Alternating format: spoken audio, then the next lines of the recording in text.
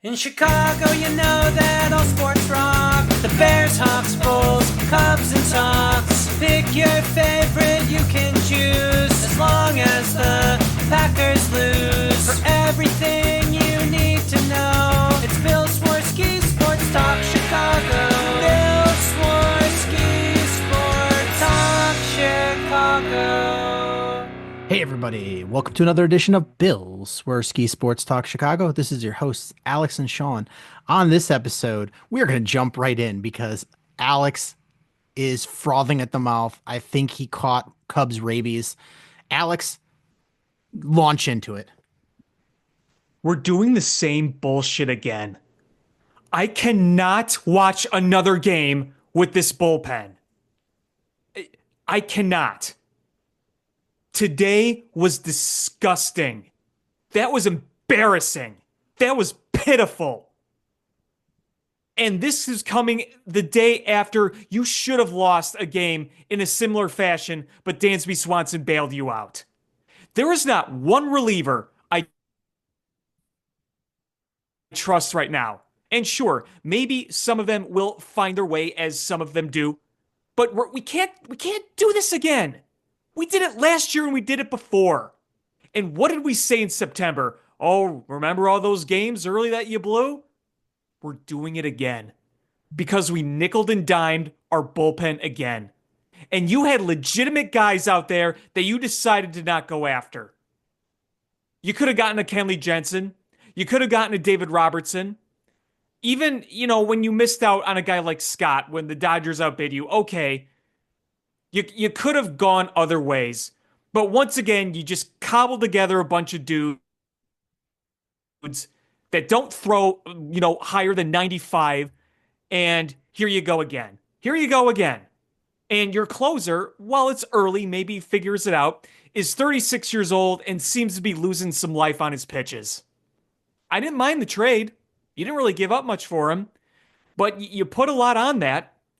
And, I like Eli Morgan. He had a really rough one today, but again, you're trusting in a big spot. You're trusting an off-speed guy when bullpens are made of fireballers now. Look at Mason Miller. Look at Emmanuel Clase. Look at all these great closers that blow fucking smoke by you. And nobody could do that in this pen. The one guy that has velocity has major command issues in Pearson. We're doing it again. I shouldn't be this angry on March 30th. But we've seen this movie so many times. So many times. It was 6-4 in the eighth. A contending team shouldn't have an issue putting that away. Sure, maybe every now and then something fluky will happen. But you almost blew it yesterday. And even the game you won on Friday. A tying run came up when you were up. When you had put the game away, you still made it semi-interesting. And every inning, you walk the leadoff guy. Every single one. This is disgusting. And this is just telling me, as I'm overreacting and sound like a meatball right now, when there's a long way to go, all I can see right now is same old team. It's the same story. Why should I believe it's going to be different? Fool me once, shame on you. Fool me twice, shame on me. Fool me 3 times, I don't even know how that saying goes, honestly. But how much more benefit of the doubt can we give this when you are seeing the same crap? You better figure it out soon. And I don't care about the rest of the division. You can't do this all the time. You got to figure it out. You got to figure it out fast. You let way too many games go down the drain early on last year and the year before. That can't happen again. Sean? Yes. Anything you'd like to add? Yeah. So when the Cubs got Ryan Presley, I was like, okay, I'm here for it. But I was not here for it to just anoint him as your closer. If he won the closer job and he was killing it. Everything was great. Okay, I'm okay with that. But you could not bring him in and just anoint him as your closer. He's 400 years old. You can't do that. And they did. And on paper, this was an improved bullpen, but we're getting the same damn results. It's pitiful. And this is going to be what costs Jed Hoyer his job. This is it. You can't build the bullpen. I know that there are constraints and you can't, spend like some of the actual big market teams, and you'll never spend like the Dodgers and the Red Sox, but you you can't have to build a bullpen. It was what last year doomed your season. It set you up, set you so far behind that you couldn't, no matter how well you played, you couldn't catch up from the hole that you dug, and you're digging the same exact hole. That they brought in an expensive manager. Like, oh, well, he's great with bullpens. Yeah. If you give him a bullpen, if you give him a bunch of terrible pitchers, it doesn't matter who he puts in what situations, it's not going to come out well. Right. And now, I will say today was one instance where I could look at Craig Counsell and think, what are you doing? I think bringing Nate Pearson out for a second inning was a little bit questionable. People were questioning about Caleb Thielbar. The second inning he came out. You were facing two lefties, which he walked, but it's like, okay, you think you could try to get the lefties out and then go from there. I can understand that more, but keeping Nate Pearson in there, I don't really understand that one. I don't know where Julian Merriweather is, frankly. That one has me scratching my head a little bit. I know Porter Hoges worked, but again, with Nate Pearson as well, like I said, he's got stuff, but it's the location it's just brutal. And the other thing too is you have Colin Ray to be a long-term like reliever, swingman. I don't see him entering the rotation unless somebody gets hurt or whatever. Because I think, or, unless Ben Brown really, is bad and struggles. But I think for the time being, he's set in your bullpen. I would have thought today would have been a good time to at least get him some of those middle outs. You got a really good start from Matthew Boyd today. He only went 5. There were a lot of pitches thrown, but he kept the Diamondbacks completely off the board. And you could think that, okay, maybe use some of your middle relief to maybe eat an inning or two. And you didn't, and I just don't understand how a team can be so consistent at walking guys over and over again, and it just, how can you keep doing this? Because I think they walked, 9 people today?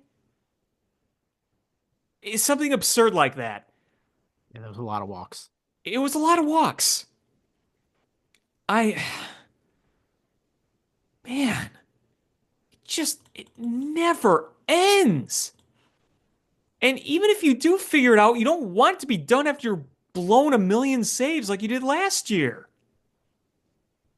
I mean, this wasn't just a blown game. This was one of the most epic meltdowns you will see.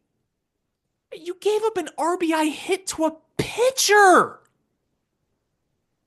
What the hell are you doing?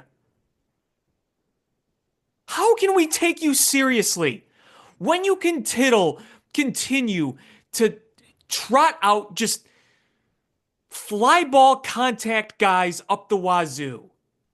Why are you the only team that doesn't seem to have a slew of 98, 99, 100 mile an hour throwers? I don't get it. Heck, even if he doesn't throw as hard anymore, Kenley Jensen, I still think could get you big outs. He's got that cutter that moves. David Robertson was good last year. Why is he still out there? And honestly, if you bring him in now, he didn't have a spring training. He didn't have a ramp up. He's probably not going to be good at this point. You acquired Eli Morgan, who I think he's better than he was today. Obviously, he was good last year, but again, that's another guy you're trusting in a big situation who doesn't blow smoke by you. He relies on a changeup, which in certain situations is fine, but if you're in a desperate spot, I don't want a 91-mile-an-hour changeup thrower in there. Man. Yeah, it's just really frustrating. And I get that the Diamondbacks are a good team, but you should have won 3 of 4 here. Yes. And it's another one of those situations where you can say, you know, if you would have told me you were going to get a split, okay, but when you lose like this, I mean, even if, say it was tied 2-2 and then things just went off the rails late, that's where we could kind of say, well, oh well. You were up 6-4. You're up by 4 runs, and you needed just 6 outs to get. And it all happened so fast. Kyle Tucker hits the 3-run home run. You think that's going to put a cap on it, and then you blink and you're losing.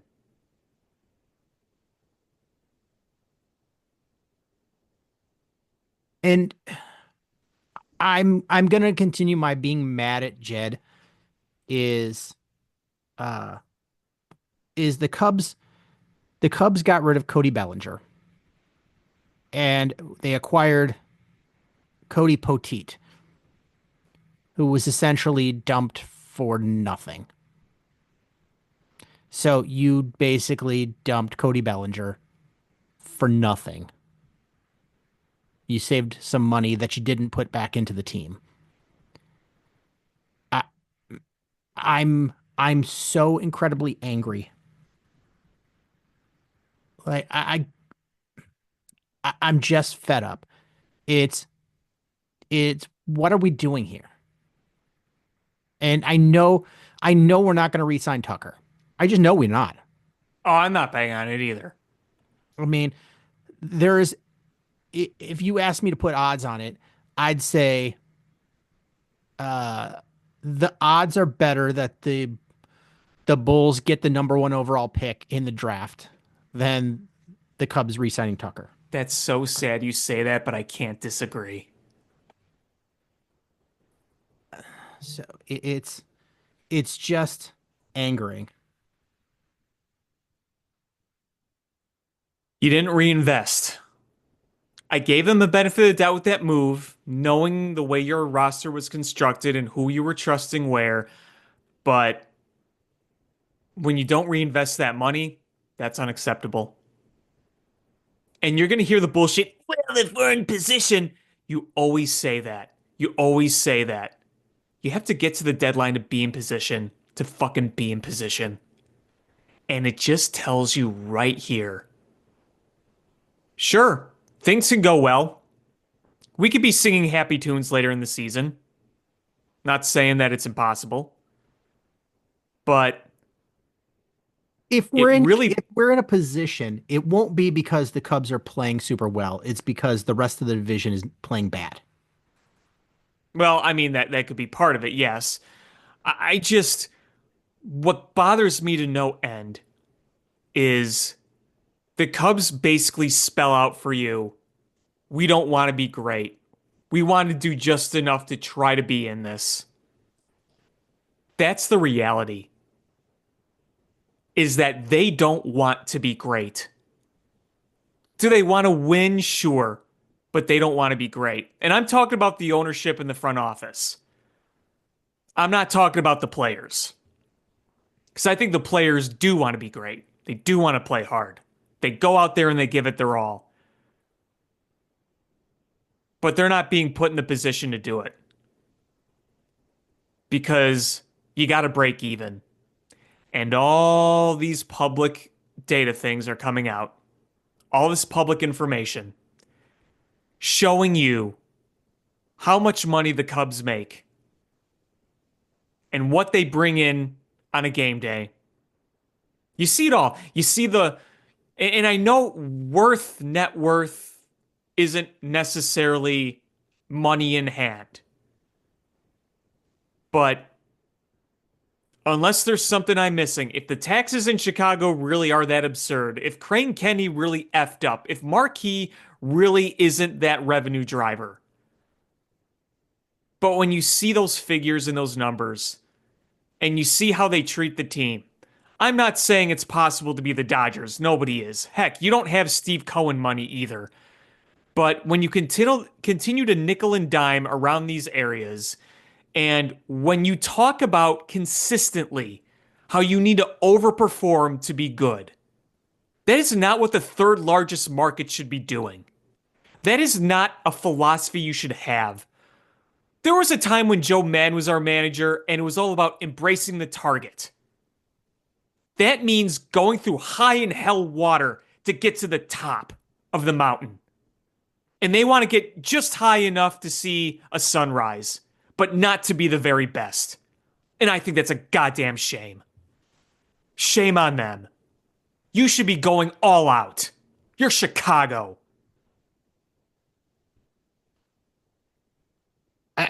Nothing you said is incorrect. Nothing. And it's just pathetic. And yeah, do the Cubs have Steve Cohen money? No. But they're not, I mean, they're not far from the top of the list. It's Cohen, then the guy who owns the Blue Jays, the owner of the Braves, the Nationals owner, Giants owner, Guardians owner, Cardinals owner, Twins owner, Illich, who owns Detroit, the Illich family, the Steinbrenners, and then it's like the Ricketts shortly after that. So um, it's just annoying. And let's make something clear. We know we're never going to be the Dodgers. Nobody is going to be the Dodgers. Like, we know that. We get it. And even if you don't spend like the Dodgers, what is just so annoying is that you can't put together a philosophy that is so heavily based around hoping for the best. Sure, you brought some really good players in here. Kyle Tucker is awesome.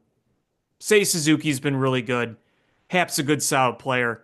You have two Gold Glove defenders up the middle. Miguel Amaya's looking like a legit dude. I think Justin Steele will be fine. Shota Minaga's really good. But you got to put together a complete team. And even in years when the bullpen was still figuring things out, you can at least get by. And sure, occasionally there'll be a blown game, but that happens for everybody. But we're at a point now where you could be up 10 runs and you still don't feel safe. You have seen countless blown games over the past 2 years.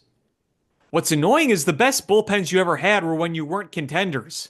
Remember the year of the sell-off when you had that back end of Kimbrel and Chafin and, oh, who was the other guy? They traded him to the White Sox. Totally blanking on his name. You know who I'm talking about?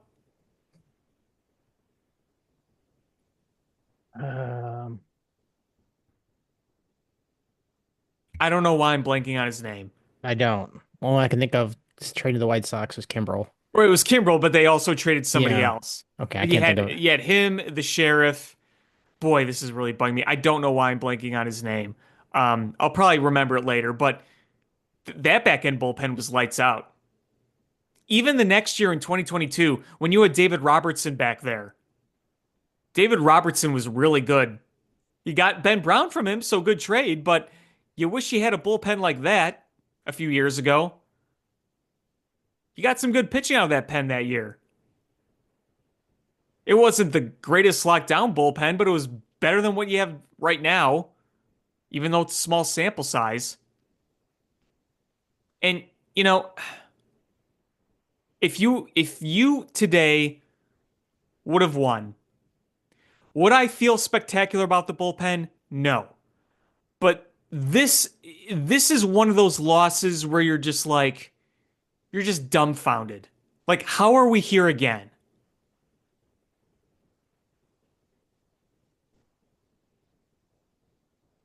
I'm just annoyed. I really am. Um, I'm annoyed that, we've talked about this how many times. The bullpen should be better. They should stack. They should add another front end starter. And right now, Justin Steele in two starts has looked like dog water. Um, Tyone hasn't looked good. And man, it would sure be nice to have another front end starter to help get them over the hump. But we are where we are. Yeah. Yep. And maybe the Cubs would have lost yesterday, not given a chance, had Shota Imanaga gone 7 innings. It makes you question that. Because right now, your most valuable reliever, again, in a small sample size, is probably Porter Hoge. But even he puts guys on. His fastball command is really struggling. It's the curveball command that looks good. I think he'll figure it out, but he's not perfect either. Uh,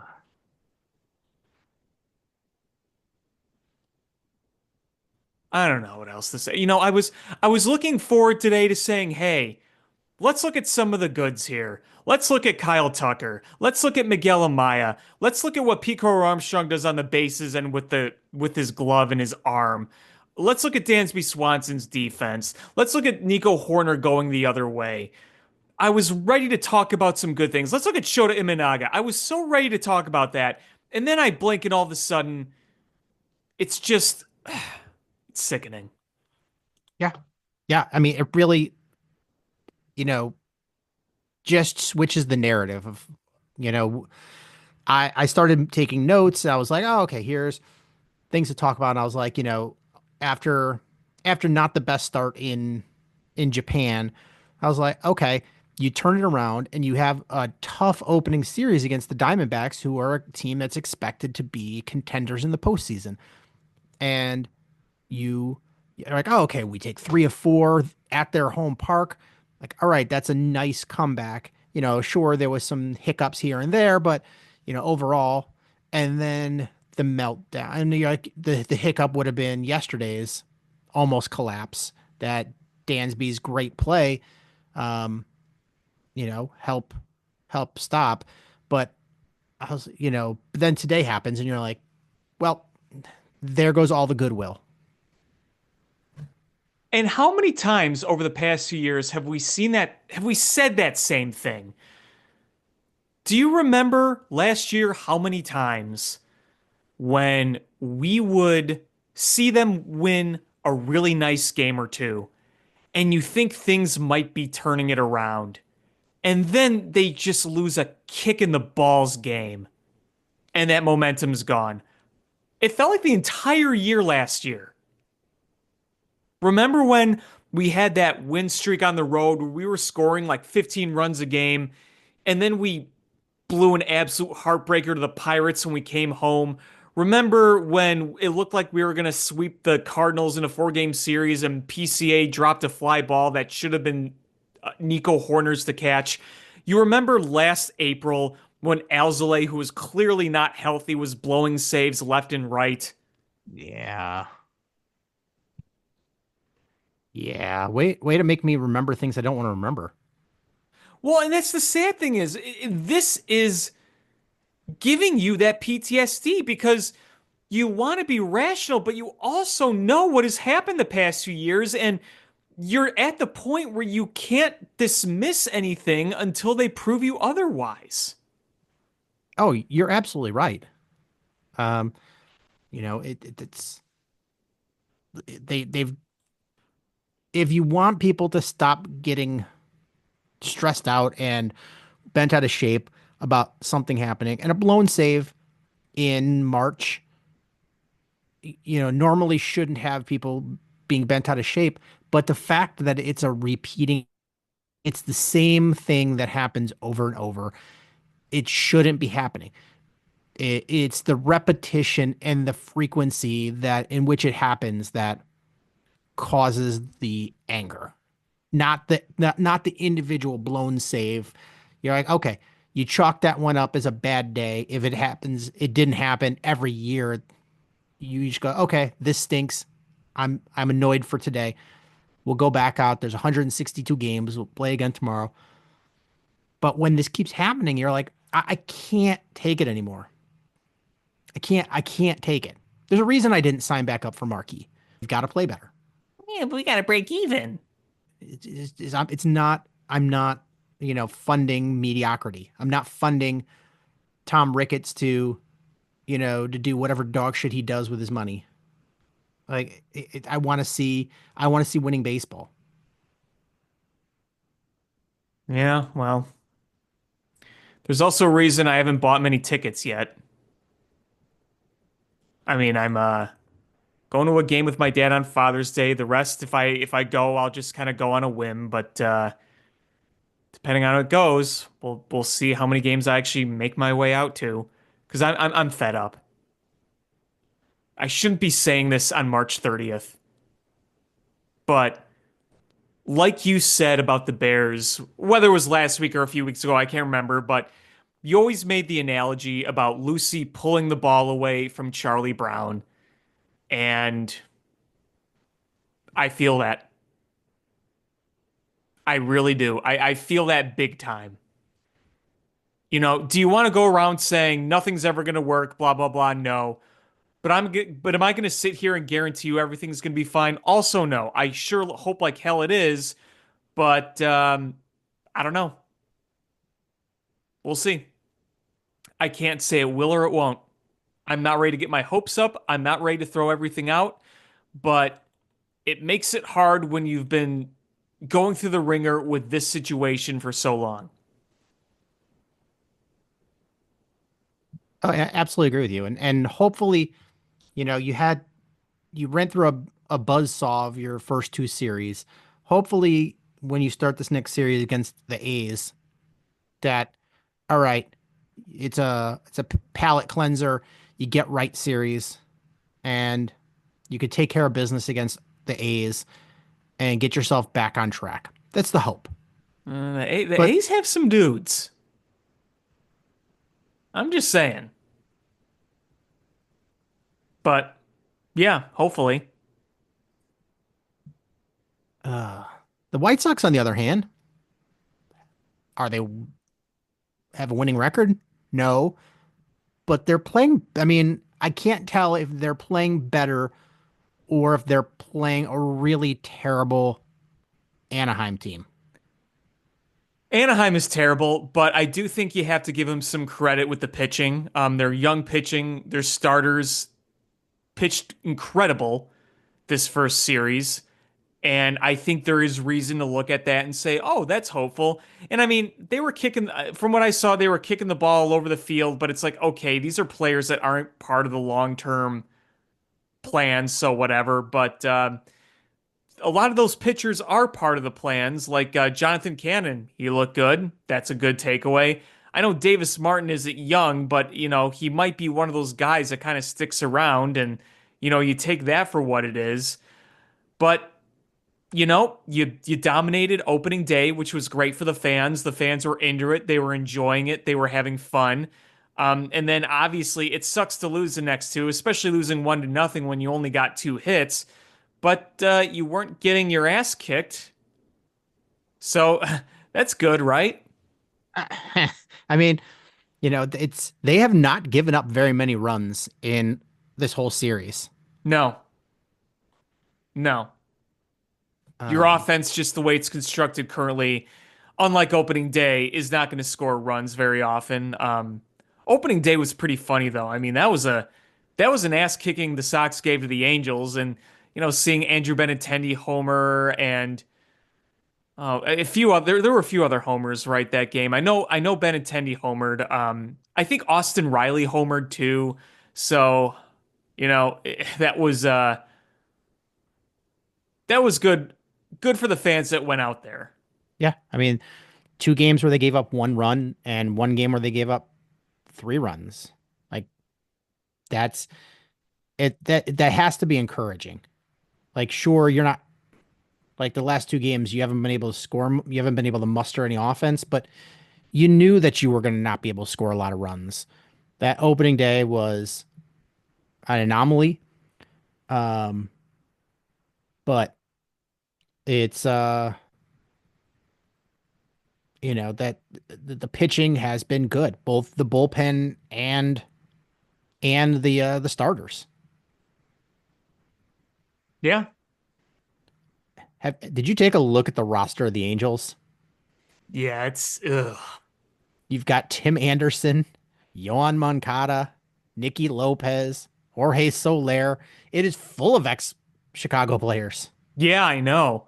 Um, Tim Anderson got the big ovation, which he Yes. deserved fully. He Before the downfall, he was the star of the team, kind of the face of the team, I would say. And, that's a guy that has won you a batting title, that's been an all-star, had the walk-off at, quote, the corn game, as Tony La Russa so eloquently called it.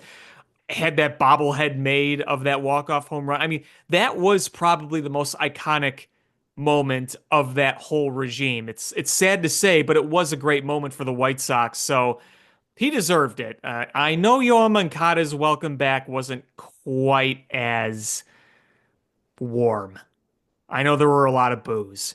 And I think Yoan Moncada might go down as one of the most disappointing players in Chicago sports history. And that's not to say the biggest bust. The biggest bust is somebody that never really made anything in the majors. I think Yoan Moncada is the most disappointing. So that's saying, hey, you were part of this team for a while. You did have some contributions. You weren't necessarily awful, but you were nowhere near the ceiling where you were. And remember, his ceiling was once as high as it gets. He was the #1 prospect in baseball when the White Sox acquired him. He had all the tools: speed, power, on base, average, defense. He had it all. And you look at his career numbers, you say, that's a decent player, but nowhere near the level that you wanted. And some of those final years in particular were pretty rough. And there were times, or even if maybe it's true or not, where people could look at him and say, I'm not sure he's playing 100% right there. So I don't know if I would have booed him, but I kind of understand more frustration with Yoan Moncada. Yeah. Tim Anderson has a 0.000 OPS so far this year. Mr. Blutarski. I hate to say it. I I think he's cooked in the majors. Oh, yeah, I thought he was cooked before. He got cut by the Marlins. I'm shocked that he has a job. It's the Angels. I think that Tim Anderson, unless he magically turns it around, and I don't take any glee in saying this, it stinks, but I see him playing overseas, abroad somewhere within a year. Maybe he goes to Japan, maybe he goes to the Mexican League. I don't know, but people do resurrect their careers overseas. So Him I and don't him and know. Edison Russell can play on the same Mexican team. Oh, yeah, that guy.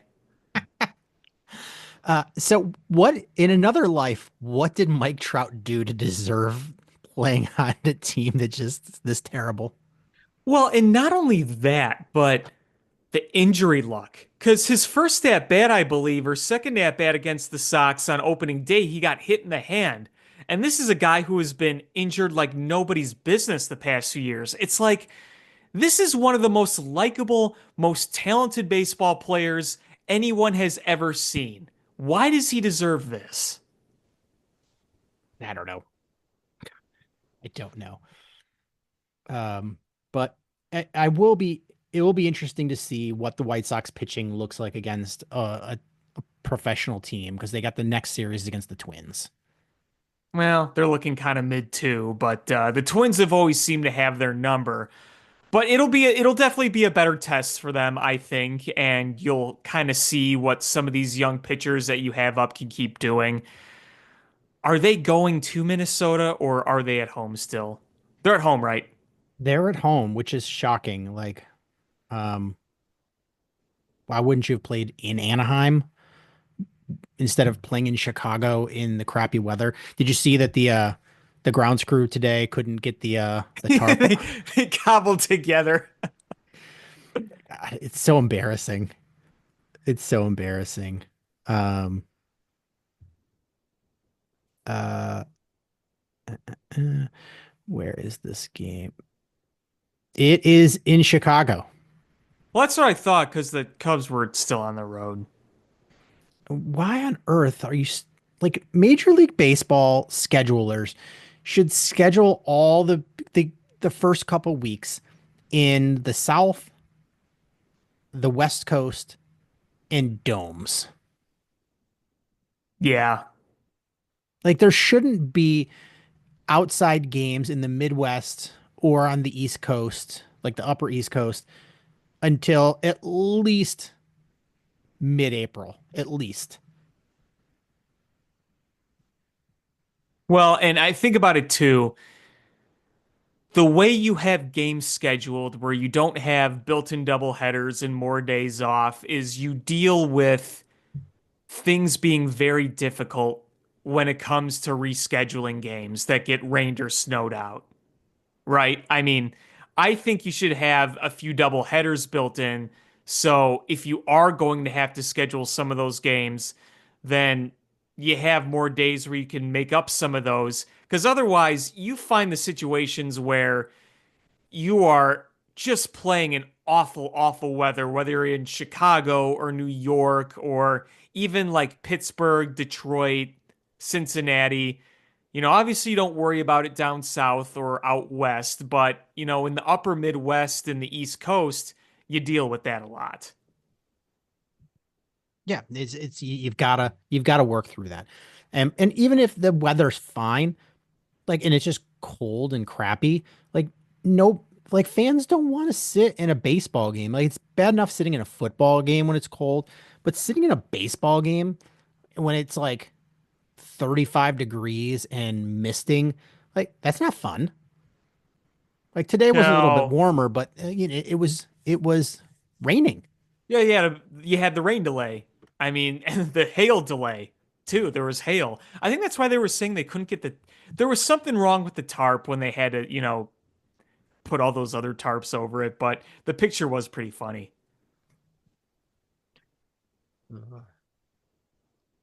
So I actually want to talk about the Bulls a little bit.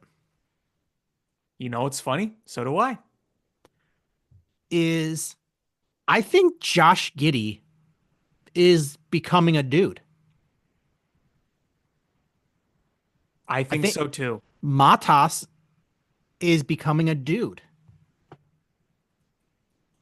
And I don't know how high Giddey is going to get, but he is showing you that he has something, and he's showing you that he can play big time minutes. And what I mean by that is clutch minutes. And that's more than just hitting a half court shot, more than just a Hail Mary. I mean, you saw how he performs late in some of these games where he helps put some of these matches away.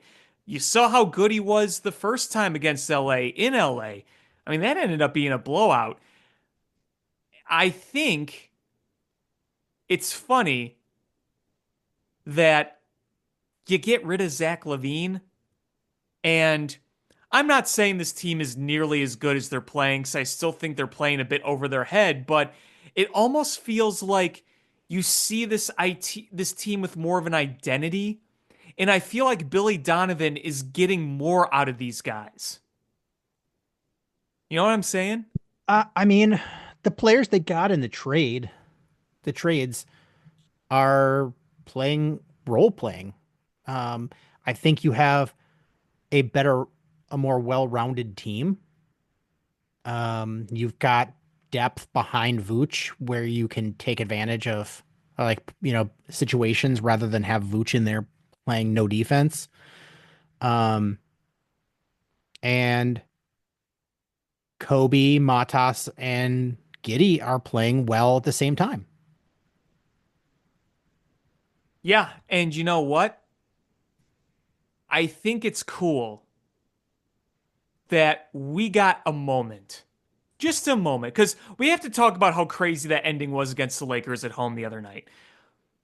It was just cool to see a Chicago team not be on the other side of that kind of loss, because that's all we've known the past few years. We're the ones losing the Hail Marys and the blocked field goals and the absurd half court shots and the bullpen meltdowns and all that stuff.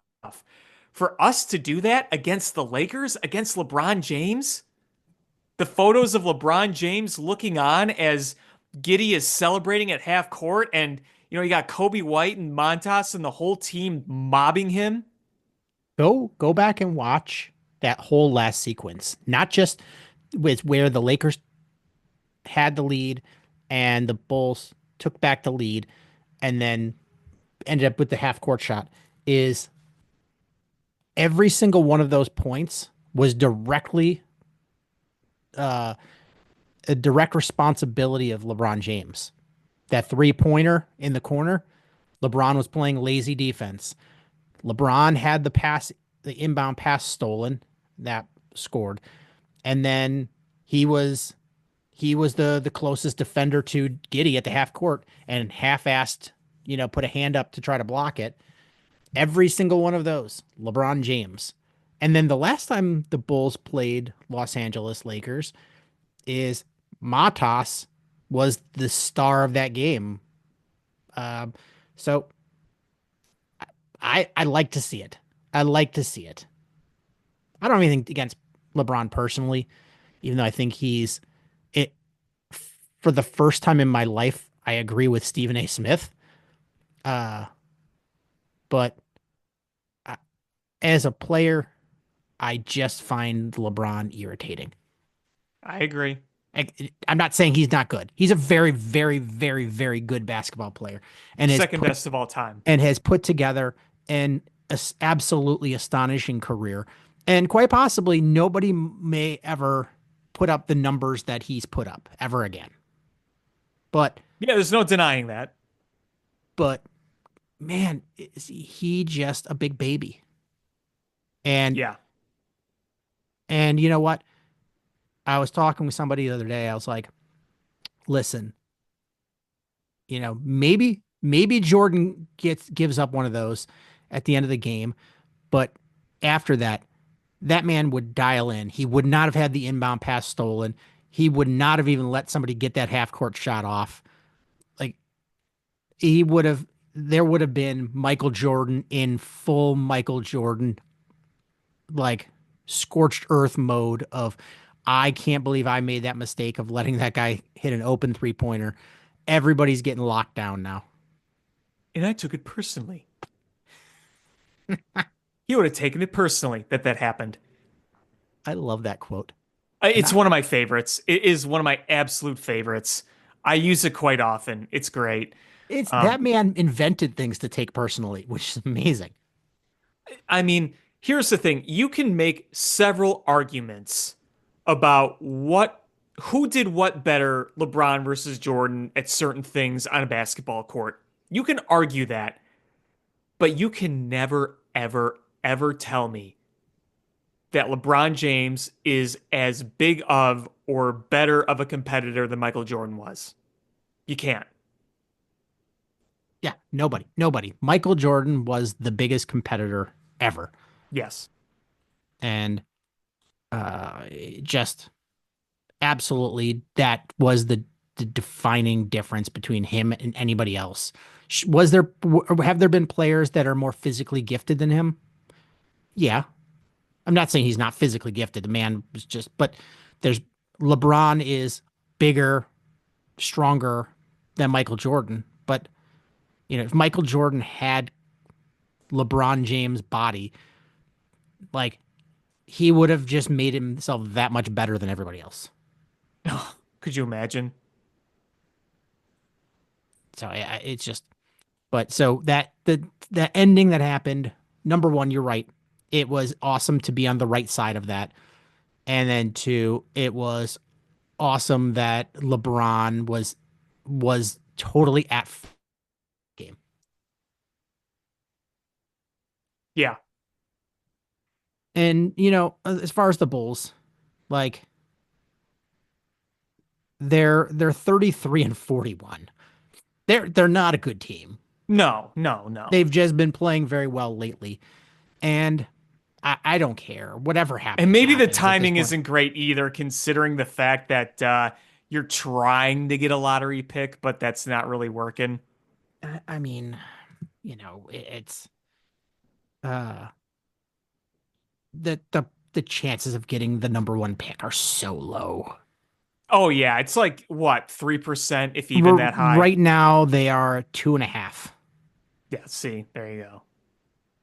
I'm going to do one tankathon. Hey, you got it the last time. 10th. They're picking 10th. Okay. So yeah, it's I just want to see growth so that they can figure some things out of who this team is for next year. Is use this as a springboard for next year. All right, figure out your lineups, figure out, you know, who plays well in what situations.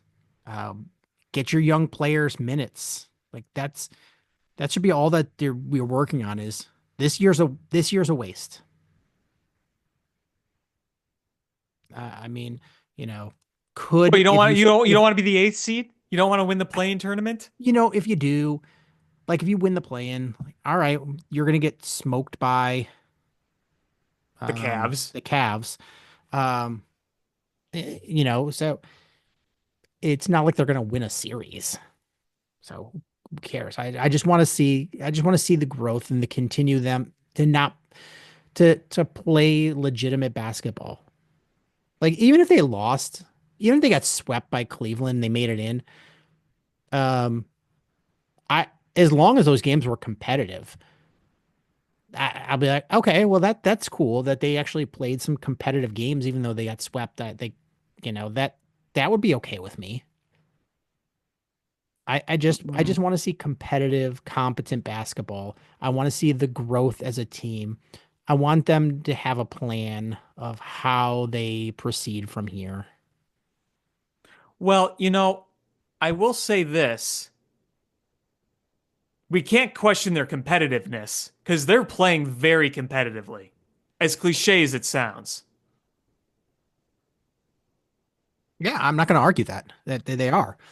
Um, and they've beaten some good teams. Yes, they have. Yes, they have. And I think, like I said before with Billy Donovan, you're seeing him help create something here. And I do think we are seeing the value of Billy Donovan with what you have right now.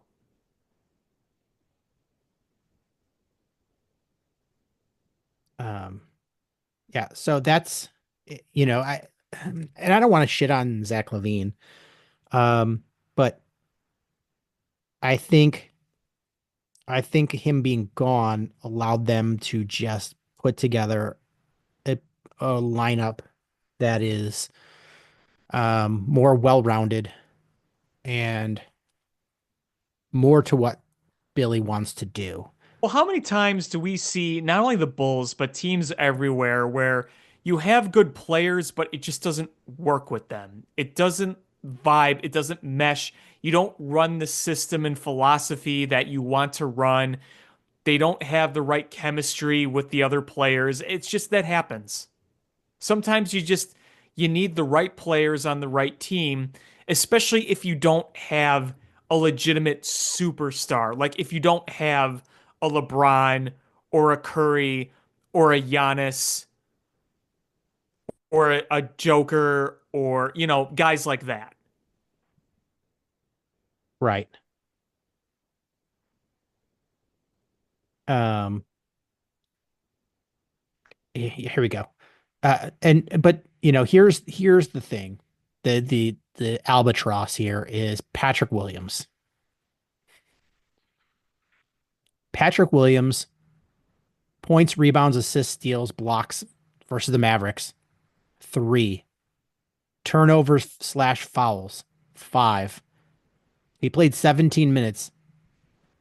That's bad.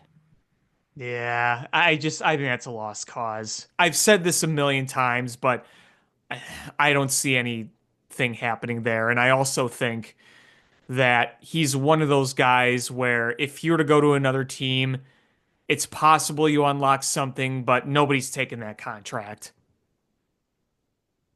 Yeah. So his stat line here. Um, Patrick Williams played, sorry, 18 minutes, 0 points, 2 rebounds, 1 assist, 0 for 2 behind the arc, 0 for 3 overall. He took 3 shots in 18 minutes, 0 points, 2 rebounds, 1 assist. That's pathetic. Yeah, it's Let not me let good. me compare that. Is Collins played exactly the same number of minutes and he finished with 13.7 rebounds and 2 assists. Mm. Collins has been a good addition. Mm-hmm. Um,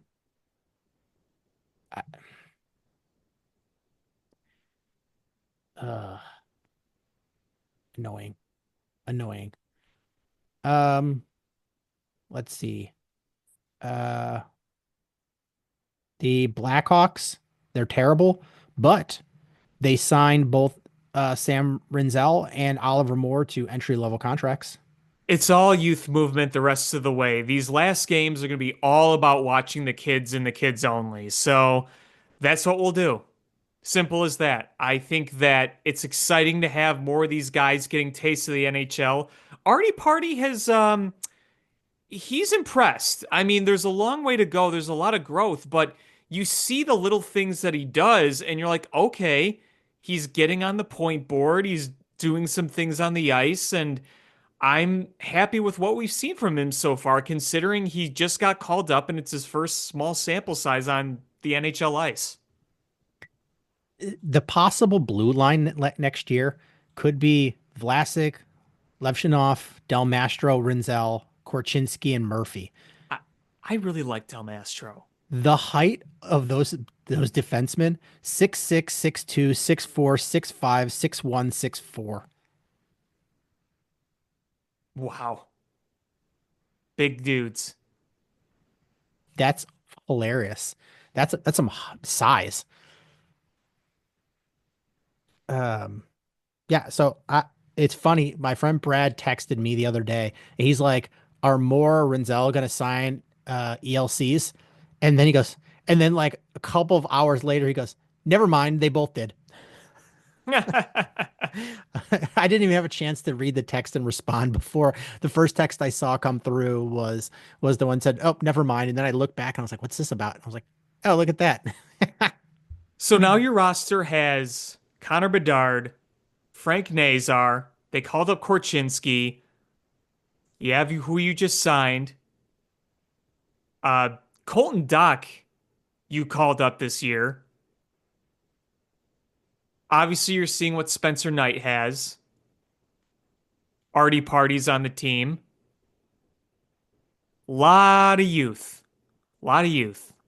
Absolutely. And you know, it's going to be I'm curious to see they need the right coach. They need to hit a home run. Big time. They cannot Big they time. cannot have some rehash uh you know with whoever. Um I, they have to hit a home run. You can't come short. I think that's the perfect way to put it. You have to hit a home run. Yeah, they need they you know their Ben Johnson is going to be that guy from the University of Denver. Yeah, there's a lot of people talking about him. And you know what's going to be challenging is building chemistry with these young kids. Because you know that's going to be part of this whole process. It's more than just getting acclimated to the NHL game. It's building the right chemistry with these people together. That takes a lot of work. Yeah, that's part of the reason that I want somebody new and exciting and young. I want them to have I don't want them to have some old codger You can and hire torts. like Joel Quenneville is an all-time great coach. Joel Quenneville coaching this particular group of people would be the worst. The Oh yeah, worst. right. Because you remember the way he would treat, veterans versus young guys during the cup runs, and when you were winning cups, that was fine. But that's not the same position the Blackhawks are in today. Like he would definitely be playing Pat Maroon over young players. Right, right. Well, and the other thing too is when you look at the situation the Blackhawks are in now, you have your main guy, Connor Bedard, who's been under two head coaches already. Now, when Kane and Tays came up, you had Dennis Savard obviously being the coach before Quenneville, and then you went from him to Quenneville. In this situation, you've had Luke Richardson, then you have Anders Sorensen, who's an interim, and now you're going to have a third head coach in his time. But we said it with like the Bears coaches with a lot of these guys. You've gone through all these coordinators. You can't miss again. You No, went you through can't. Luke Getzey. You went through Shane Waldron. You went through Thomas Brown. But Ben Johnson's got to be the guy, to your point. Got to find that Ben Johnson. Yeah, I mean you have to. This is you've put everything into building this youth movement. And you're going to add another young player. I mean, you could very well get the number one overall pick again. Um, Sure. I mean, what do you have? The second best odds to get it? Oh yeah, God, they're either gonna have the first or second. It's almost impossible for them to not have this first or second uh worst or best odds to get the number one pick. That's how far behind they are, Nashville. Um, so For as bad as Nashville has been, it just looks 10 times worse for them because they were supposed to be good this year. um, yeah, so um, it's they're gonna get another really good player, a top, you know, four player in this draft, and to add to it, and then what's the ungodly number of picks they have over the next couple of years? It's a lot. You got a lot of picks. But I think some Um, of those picks are going to be used in trades to acquire more established talent to pair with the young kids. yeah, let's see. This year they have two first rounders. They have theirs, which will be a top couple, Toronto's. They have two seconds, a third, two fourths, a sixth, and a seventh. Um, and next year they have two firsts, three seconds, a third, a fourth, a sixth, a seventh. In 2027, they have a first, two seconds, a third, a fifth, a sixth, a seventh. They just they have a lot of top picks. They're going to add more talent. Yep. I mean, you have financial resources, you have draft picks as capital, you got all the resources in the world to bring in top tier talent with these young kids. Yeah, and what's I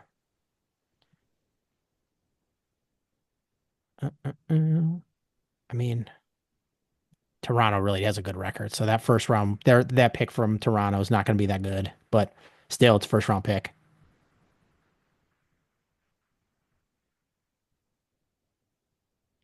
Hmm. Yeah, I mean, you take it.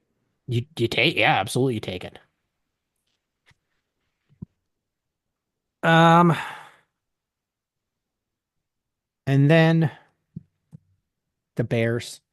Um, there's not a lot going on. I don't really have anything They on Jalen them. Jones is gone. He signed elsewhere. But they brought in veteran cornerback Nick McLeod, who is a special teams kind of back of the roster cornerback guy.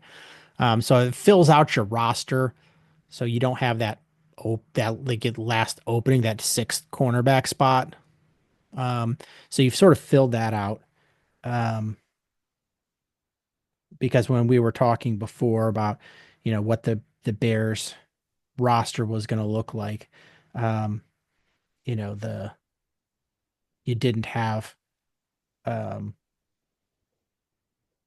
your cornerbacks, you were like question mark on that last spot. But I think you've failed that now with Nick McLeod. But he doesn't stop you from being able to draft. I mean, I've been kind of poring over the way that this draft could play out because this draft is weird. Like there's three elite players and one quarterback's going to go really high. That's Cam Ward. And then you've got um, Abdul Carter. Uh, you've got um, Hunter, and you've got Ashton Genty. Those are like the three elite players. And then basically from like player 5 through 20, like there's there's not a lot of standouts. Like it's pretty even. So it's really just like what your needs are. And, you know, I listened to a couple of podcasts where, they go through mock drafts and stuff, and boy, man, some of these teams, the way the draft could play out is going to be really bad. Where like there's some teams that put themselves in a position where they need a player, like they need a certain position, and there's a very likely scenario where the run of them that position is going to be, gone by the time they come up, and they're going to have to make a decision of do they tip overdraft a player at that position or just have a black hole and try to find a veteran that on a 1 year deal after the draft. And the Bears aren't in that predicament or that predicament. They really aren't. And we keep No. talking about it. You know, they've put themselves in a position where no matter how the draft plays out, is it going to be the way they want? No. But no matter how it plays out, they could really get, somebody good. Yeah, Um, and I mean, think about it too. They go through 10 billion scenarios. So they know what could play out in what scenario, even if it's not plan A, plan B, or plan C. But plan D still might prove a lot of value to you. yeah, I mean, like they might be possible somebody trades up. I don't know if that's going to happen. I just don't know who's going to want to move up to 10. But um, you know, like going through, I started doing some like a mock draft myself, and I had a scenario where like Malachi Starks, who's far and away the best safety in this draft, far and away. Like he's a really good safety. He just falls to them at 39. And if you're the Bears, you sprint up to that podium to put that pick in. He's Yeah, a I guy mean, that, especially because you think that you said it before, safety you could use some bulking up on. yeah, I mean, if you have to worry about like, oh, um we've got Brisker and Kevin Byard, like if you figure out what to do with Malachi Starks, like you figure that out. Like it's a good problem to have. Um, you know, if you felt like, all right, that's our dude, like, all right, well, in the future, Brisker, then maybe you don't feel you have to sign him to a big contract, or maybe you can cut Byard and use that money elsewhere. Um, maybe Tyler Warren you use him as a weapon. Um, you could go a defensive player, um, an edge rusher. Maybe I don't like at their position a left tackle because Will Campbell, and I was listening to Take the North podcast, and they keep hammering home like, well, Will Campbell, I don't care what people saying his arms are too short to play left tackle is stupid. He blah blah blah. I was like, look at Peter Skoronski. Everybody said the same thing about him, and guess what? NFL went, no, we're gonna kick him into guard. There's a reason. The short arms are not. It's not like it's a it's some arbitrary thing. It's you know you historically you just look at these guys. You need the longer arms to be able to play the left tackle position. So, Armand Membo has only played right tackle, so you'd be switching him to left tackle. Will Campbell, I think, is going to end up being a guard. Are you going to draft Kelvin Banks Jr. that high? I don't know if I see left tackle in this draft in the first round unless they trade back. But could if Ashton, I mean, all signs to me are pointing to Ashton Genty, but if he's not there, um, which he might not be. Oh, I'm prepared for that scenario that he very well could not be. I mean, you and I talked about it last week. The Raiders seem like a team that could be in on him. It's a weird predicament because you're like, well, do we draft a running back that high, like in the top 5, 6, 7 picks, where we know like that's a luxury pick. Um, It or is and it isn't. When you think about it, I mean, if that's a difference maker, But none of those that teams, it's a difference maker. Like, so it's the predicament is he is one of the three best players in this draft. yes. So you're like, okay, do we take a blue chip player? Do we take a lesser player to try to build our team? Because the running back position in 2025, it's we've learned that you need a good running back to be elite, I think. I mean, the Eagles are showing that you have that, but you know, you getting a running back when you don't have an offensive line is ridiculous. And some of these teams that are like, well, they could, like, well, they don't have a line or they don't have a quarterback or they what do it seems like a luxury for these teams where they're just so bad and they have so many needs. And look at these teams. Like, all right, I think we all know that the Titans are taking Cameron Ward. Like, I think that's pretty. Um, the Browns, like, what the hell are they doing? Like, they have so many holes. Uh, I mean, the the Giants, they've shored up that quarterback spot. I mean, nothing, not long term, but they've got two legitimate quarterbacks now. 2 weeks ago, they had Tommy Cutlets as their only quarterback on their roster, and you can't go into a season with one quarterback, especially when that one quarterback is Tommy Cutlets. Like, you just can't do that. They've at least added, you know, two actual NFL caliber quarterbacks. They're not guys that you're going to build around, not guys that you're going to do long term. In uh, but they've at least added that, so they can do something there, but they've got so many needs. Um, you know, Ashton Genty's good, but Carter and Hunter are going to go before him. So, the earliest you would see it, and then number four is Patriots. I feel like they've got to do offensive line. I feel like they have to. They invested in a quarterback. They got to protect him. Um, I mean, it's 6 through 9, the spots that worry me. The Raiders could do anything. They're a wild card. Do they have a number of openings of positions that they should be filling? Yeah, absolutely.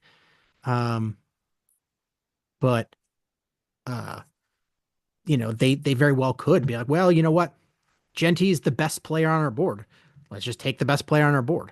And then that's the case is if teams are truly going to be honest and say, we're going to take the best player on our board, then, you know, My only hope is that some of these teams go, as good as Ashton Genty is, we have bigger needs, and this is a stacked running back class. But there's one guy that's so much better than everybody else. And that's not taking away from those other guys. Like there's some really, really good running backs in this draft. And it's just one guy is elite. Here's how I'm kind of looking at it. If he's available and Ben Johnson says, I need that guy, I'm not going to argue. Yeah, I just don't know if I want to trade a lot of draft capital to move up to get him. Oh, no, I'm not saying move up. I'm saying if he's there available and he wants to take him. I'm not saying move capital to get him. Yeah. I mean, let's see. Cleveland, their starting quarterback is Kenny Pickett. Like, are you going to draft an Ashton Genty if your quarterback is Kenny Pickett? No, they're No. probably going to draft a quarterback. And I mean, that's the thing is this quarterback draft is so weak, but all these teams need quarterbacks, so they're going to be taking quarterbacks. Yeah. I mean, the Giants desperately need offensive line and defensive help. The Patriots desperately need offensive line. Jacksonville needs so much defense help. Um, uh, the Raiders, they need a wide receiver, they need cornerback, they need offensive line. If they draft a running back and don't address their offensive line, it'll be such a Raiders move. The Jets don't have an offensive line. Are they going to go running back? Um, the Panthers need defensive help. The Saints need a wide receiver and a quarterback and offensive line and cornerback. I feel like they're going to go cornerback. Um, so that leaves then the Bears. I mean, anything could happen. There could be a trade up. There could be a lot of things. And the cost to move up in this draft, I don't think is going to be that high outside of the top 4 picks because it's so interchangeable. It's really preference rather than talent for most of the cases. So, um, I don't know. I'm preparing myself for Genty to be gone, but he's the guy I want. But you know what? If they ended up, you took, um, I don't even know. Like if you took a Will Johnson, the cornerback from Michigan, if Genty was gone, I wouldn't be mad at that because that moves that it takes a position of strength and makes it elite. If you Jalen Johnson, Will Johnson, Jalen Johnson, Kyler Gordon, and Tyreek Stevenson and Smith are your backups. Like, man, that's a cornerback just bonanza. Tyler Warren could be a weapon. You could end up taking an edge like a Mike Green. Um, you know, uh, Nick Amenwari, the safety out of South Carolina, is a beast. He's a 6'3", 220 safety. Josh Simmons is probably the best left tackle in the draft if you think he's healthy. And the Saturday was Ohio State's pro day, and the Bears sent a ton of people there, including Brian Poles and Ben Johnson were at Ohio State's pro day. So it's um, there's good players. They're kind of spread, and this draft is I'm so excited for this draft because there's like normally for the most part you can pick the top 10, and then after that this draft is honestly after number 1 I have no idea what's going to happen. Oh, there are so many things. And, like I said before, they have plan A, plan B, plan C, plan D. Now more than ever, you need to be prepared for any scenario possible because there is going to be, I think, a number of, I didn't expect that, or, okay, that makes sense, but it still wasn't my first choice for that team. I think you're going to see a lot of that even past the Bears. Yeah, I mean this draft is going to be wild, and you know the way it's going to play out is somebody's going to overdraft somebody, and there's going to be some really good players for the Bears to take at those two second round pick positions, 39 and 41. There's going to be good players that fall, and I just want to keep this in mind: is if you look at a point chart, 39 and 41, if you were to package those together, gets you to about pick 17. So if somebody were to fall that they thought was going to be a top 10 pick that they passed on and fell to like 17, and they thought that was just a home run, that option is there to package two picks to go get one guy that they think is a stud. Yeah. And that's the beauty of you've added a lot to a team that when you have a team that underperforms, that doesn't perform to the talent level that they have, and then you add more talent and hopefully an elite offensive mind head coach, you get the ability to draft high, add players with your financial resources, and get the bounce back from underachieving the previous year. It's a good spot. And hopefully they take advantage of it. And it puts you in that position where you're like, oh, last year I just need to fill a lot of holes. I need as many good bodies. But I don't know if somebody elite fell and you were just like, I'm in love with Mike Green, like for shits and giggles, you say Mike Green, and he's there at 17. You could pack 17, 18. You could package those two picks and move up and take him. And then be like, I got our two guys. We got the two guys that we were debating at 10. We got both. Like that's a good feeling. Yeah. So and then the last thing is the Bears signed Devin Duvernay.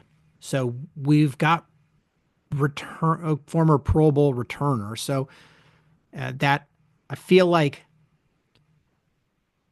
you could get a wide receiver, but if you don't, you're okay. I feel that way a lot of these positions. I still feel like running back and edge are